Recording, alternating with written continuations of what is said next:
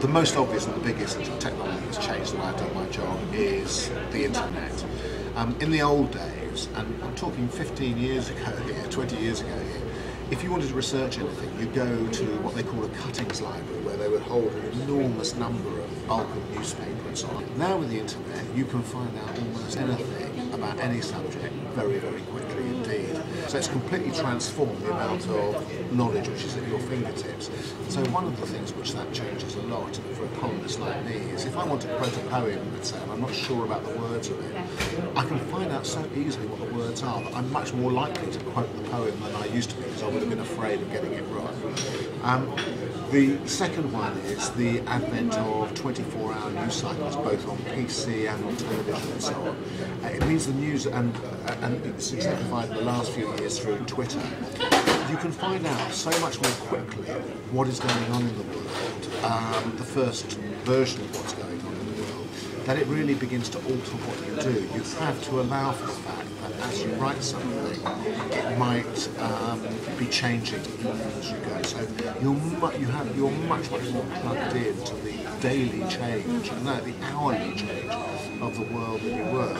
And the third thing is that with the use of mobile phones for texting, for internet, and for Twitter and so on, you're much more mobile than you used to be with your information. You can do things from all kinds of places where previously you would have had to have been in an office really to achieve any of them. The main technology I use, and you can see, I'll hold up two of them for you.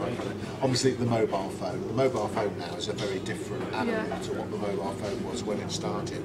I'm using this for texting to the office, texting various people I want information from. I actually don't that often make calls, and I can use it for Twitter and so on, particularly where I get a Wi-Fi signal. The iPad, intermediate, very, very useful for using things like Twitter. So, it was the iPad.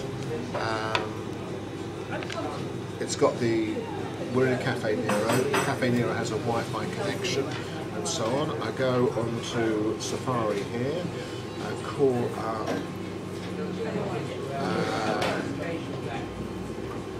BBC News. I want the headlines, because I might be having to write about something that's in the news at the moment. It's taking about 5 seconds. There we are. These are the major BBC stories that we've got coming up at the moment. Actually rather difficult because there's very little in the news. So this is the last thing that I used.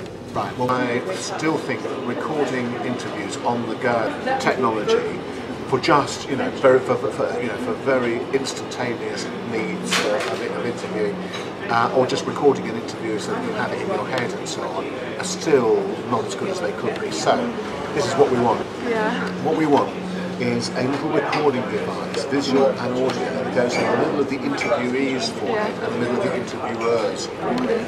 So we speak to each other, device to device, and so on. Very clear diction, very sensitive sound. Now, of course, you've got some problems. You don't want to pick up the sound necessarily from people behind.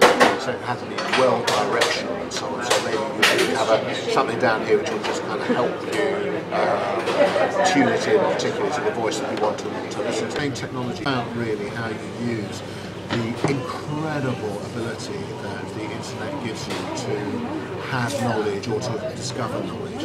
The most important thing about this for a modern journalist now is with this, what we call a cornucopia of information available to you, is to be able to discriminate between good information and bad information.